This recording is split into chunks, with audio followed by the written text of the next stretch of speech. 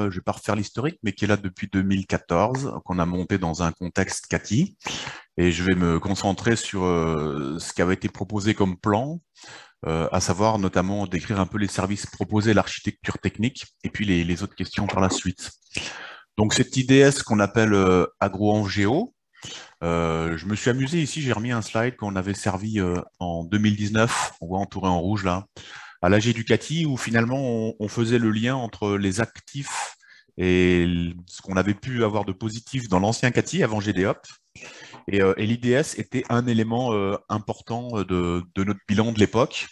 Du coup, ça m'a permis de répondre très facilement aux questions posées, notamment les services. Là, il y a un listing dans le slide de gauche. Là. Donc l'IDS, c'est quoi? Évidemment, c'est un ensemble de services connectés. Il y a une brique de sécurité, moi, c'est ce que j'avais trouvé sympa dans cet outillage, qui vient en frontal, on va dire, de tout un tas de logiciels qui, eux, offrent vraiment les services géomatiques. Donc, cette brique sécurité, pour moi, elle est vraiment importante. C'est ce qui nous a poussé à mettre en place ces services. Les services, quels sont-ils? On va retrouver de la métadonnée de manière classique. Donc, on est sur GeoNetwork, donc pas trop de surprises pour ceux qui connaissent déjà un peu ce monde-là. Et puis, la métadonnée, c'est bien, mais l'IDS, quand même, elle a vocation à servir des données, et notamment de la donnée cartographiée. Donc, des cartes qu'on sert avec des serveurs de flux OGC. Donc, on est standard à l'OGC, grâce en partie notamment à la brique logicielle GeoServer. Donc, pour ceux qui ne connaissent pas, GeoNetwork et GeoServer, c'est deux logiciels libres qui sont couplés dans cette solution qu'on appelle GeoOrchestra. Il n'y a pas que ces deux briques, hein, même si ce sont les deux principales. Il y a une partie visualisation, donc il y a un petit outil pour faire de la vision en ligne, faire presque un petit peu de SIG en ligne. Hein. Il y en a qui le trouvent un peu trop riche. Et d'ailleurs, les évolutions plus récentes ont amené un autre visualiseur, mais je vais pas détailler ici. On peut faire de l'extraction de données. Aujourd'hui, elle est beaucoup dans le visualiseur. Et puis derrière, on peut dire, finalement, ce que j'ai fait comme requête à l'écran, renvoie-moi ça sous forme d'un shapefile ou d'un CSV quelque part qu'on peut télécharger, on peut extraire les données. Et puis, comme toute plateforme digne de ce nom, même si c'est un petit peu pauvre encore à mon avis, il y a quand même des statistiques sur la plateforme. Combien de cartes sont consultées, etc. Il y a un certain nombre d'outils statistiques qui vont avec. Alain, est-ce que tu peux mettre en diaporama, s'il te plaît, en plein écran? Oui, pardon. Vous l'avez Merci, là? Oui, ok. c'est bon. Alors du coup, moi, il faut que j'avance. Non. Si, voilà. Donc un petit document là, sur la partie droite qui est un petit peu plus visuel, où on voit bien cette brique sécurité en violet, et puis les briques logicielles que je viens de vous décrire, là, qui sont vraiment derrière cet organe de sécurité. Cet organe de sécurité, donc, qui se connecte euh, en gros via le LDAP de l'INRA. Hein. En fait, on a notre propre LDAP qui récupère l'authentification du LDAP INRA, mais en tout cas, on peut s'appuyer sur LDAP ou sur d'autres choses. Et puis derrière ces logiciels, évidemment, il y a de la donnée et il y a des bases de données pour faire fonctionner ces logiciels. Toutes ces données, elles sont réparties. Elles ne sont pas à un seul endroit. Nous, on a plusieurs clients, on va dire, utilisateurs sur notre IDS. Et les données sont réparties. Il y a des données qui sont à Toulouse, il y en a qui sont peut-être locales ici. Voilà, on a tout un tas de choses. Et puis, autour de ce gros carré orange qui représente l'IDS, on est en frontal de choses voilà, qui viennent soit avec des navigateurs, hein, il y a un visualiseur en ligne, mais aussi on est interfaçable avec tous les logiciels SIG, et heureusement, j'ai envie de dire. Donc tous les logiciels SIG peuvent attaquer nos sources de données de l'IDS. Et puis en termes d'interopérabilité, comme on est conforme aux normes OGC, on est plutôt bien placé pour échanger, dialoguer avec d'autres solutions. Voilà pour cette partie service. Quelques mots sur l'architecture technique. Aujourd'hui, on tourne avec 7 machines virtuelles qui sont sur le data center de Toulouse. Et ces 7 machines virtuelles, c'est réparti en deux gros paquets. Une partie pré-production qui est dans la partie gauche et une partie production dans la partie droite. Sont configurées à l'identique en termes de logiciels, de versions, etc.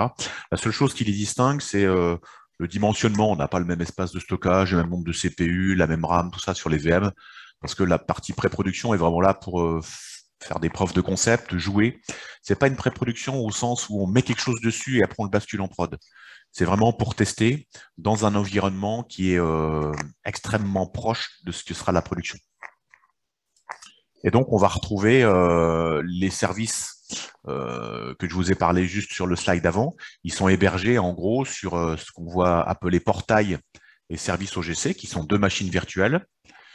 Tout est basé sur des API Java, d'où l'explication. Là, on a 3 Tomcat sur le portail.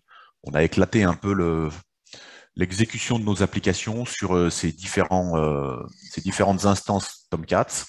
Et puis dans la partie basse, les services OGC, on a 5 Tomcats, dont 3 font tourner des instances de l'outil GeoServer en parallèle pour faire un peu de la répartition de charges, tolérer qu'il y en ait un qui tombe ou des choses comme ça. Et le LDAP qui est au milieu, on a une branche LDAP qui sert des comptes pour la pré-production et une autre branche qui sert des comptes pour la production, sachant que ce LDAP, comme je l'ai dit sur le slide avant, il est connecté au LDAP de l'INRA. On est obligé d'avoir le node parce qu'on a nécessité d'avoir des groupes avec certains noms, etc.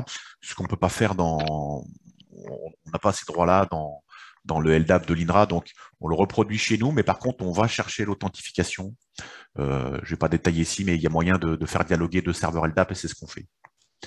Donc voilà pour la partie architecture technique. Donc j'ai pris du temps là-dessus, mais je vais aller très vite sur le reste. Les communautés, ça a été ouvert de base aux unités de nos CATI, CATI anciens, CATI plus récents. On a eu aussi souvent des contacts plus larges que ces CATI-là, qui n'ont pas forcément abouti, mais en tout cas, ça a été un peu des enrichissements. On a discuté avec des collègues de différents endroits. Et très concrètement, si on liste vraiment les gens qui l'utilisent à l'heure actuelle, on a l'unité Infosol sur Orléans, donc qui s'appuie sur l'IDS. L'IDS n'est pas très visible de leurs outils, mais c'est pas grave, c'est sa vocation.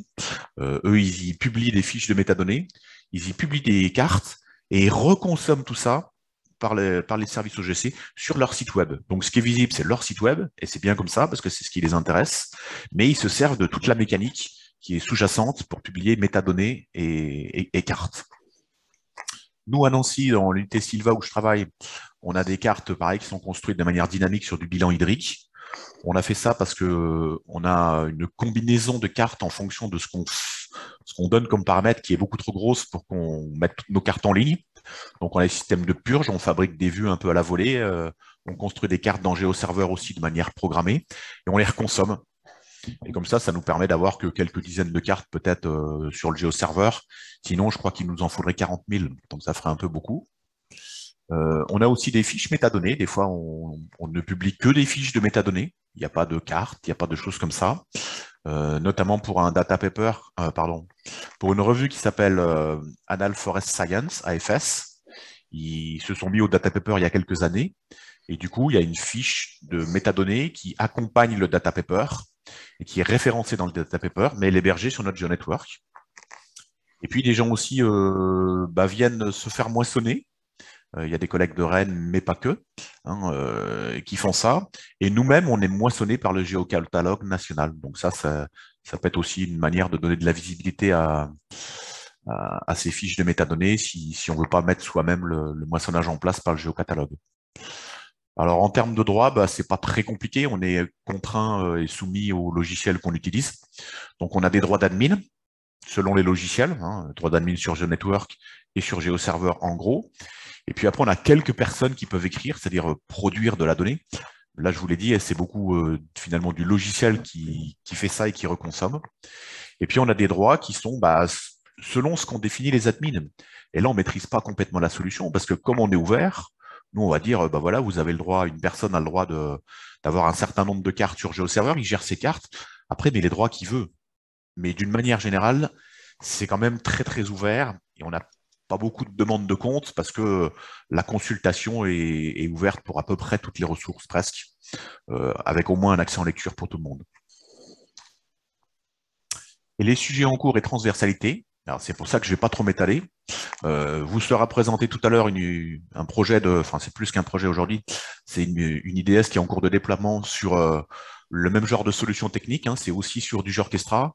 Donc nous, ce qu'on attend, c'est que cette IDS qui aura une portée plus large que la nôtre soit opérationnelle et qu'on puisse y migrer. Donc au passage, je fais un petit clin d'œil à tout le monde. Des fois, les gens se disent, mais nous, on ne peut pas. Nous, on fera l'effort en fait de migrer vers ce genre de solution. Voilà, fermeture des locaux après 9 ans de bail, on a commencé en 2014 et puis probablement, j'espère qu'on migrera en 2023. Et la question de la transversalité, bah, elle va être reprise par ailleurs par cette plateforme pour moi nationale.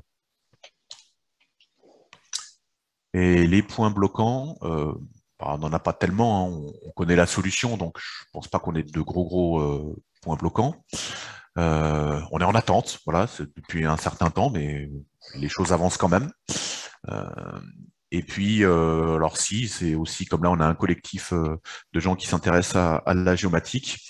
On est en attente aussi d'un véritable partenariat pour l'administration des services, parce que je pense, hein, pour faire partie un petit peu du projet quand même, il y a, il va y avoir quelque chose, mais pour autant, il va falloir le faire vivre. Et je pense que beaucoup d'entre nous auront au moins un petit rôle à jouer là-dedans. Enfin, j'espère qu'on arrivera que ça va pas tenir juste sur une personne qui sera embauchée par la DIPSO. Voilà, donc un partenariat pour l'administration des services. J'ai mis hors infra, ça c'est un avis tout à fait personnel. Pourquoi nous on veut migrer? Parce qu'on veut plus entendre parler de machines virtuelles, on veut plus entendre parler de Tomcat. Tout ça, ça doit être des couches d'infrastructures qui seront opérées en collaboration visiblement avec les collègues de la DPSI, de la DIPSO, etc. Et nous, on va se concentrer, enfin c'est mon souhait moi, qu'on puisse se concentrer vraiment sur l'administration des services et l'utilisation des services et leur promotion, parce qu'on n'a pas été très bon jusqu'à maintenant sur la promotion des services. On n'est pas assez connu. Peut-être que des initiatives comme celle d'aujourd'hui, on aurait dû en organiser. Peut-être avant, on aurait pu prendre un peu le taureau par les rênes. Et je mettais juste attention dans les histoires de migration, ça pourrait devenir des points un peu chauds. Il y a peut-être certaines URL qui mériteraient d'être conservées et on va forcément, si on migre vers une solution nationale, changer de nom. Donc voilà, il y aura un point de vigilance là-dessus. Et j'en ai terminé. Merci Alain. Merci, Il n'y a pas encore de questions dans le chat. Si vous en avez une ou deux, on peut les poser direct. En voilà une. Quelles seraient les garanties de pérennité de ces services? Services de l'IDG national? Alors, sur l'IDG national, bah, peut-être que la question, il faudra la reposer quand il y aura eu la présentation de Wilfried. Nous, aujourd'hui, ce qu'on peut dire, c'est qu'on a quand même des collègues informaticiens qui opèrent ce genre de solution. On y consacre un petit peu de temps et on se rend un petit peu disponible pour en assurer la qualité. Et puis, on a quand même, bon, on a une infra qui est solide en dessous. On est sur des machines virtuelles, dans du data center. Et on a aussi un petit peu de supervision. On peut voir s'il y a des choses qui sont plantées. Et on a aussi la parallélisation sur plusieurs instances de géoserveurs qui nous garantissent, alors on n'est pas à l'abri, hein, si demain on passe aux 20 heures, je pense qu'on va s'effondrer comme tout le monde, mais voilà, on a un certain sérieux euh, dans l'opération qui a été menée pour la mise en place de ça. Et on avait jusqu'ici, là on n'en a plus trop contracté, mais on a encore un petit peu, on avait du support aussi d'une société qui opère cette solution, qui le déploie chez des clients. Et voilà, et je vous en dis pas plus, je vous invite à reposer cette question tout à l'heure à Wilfried.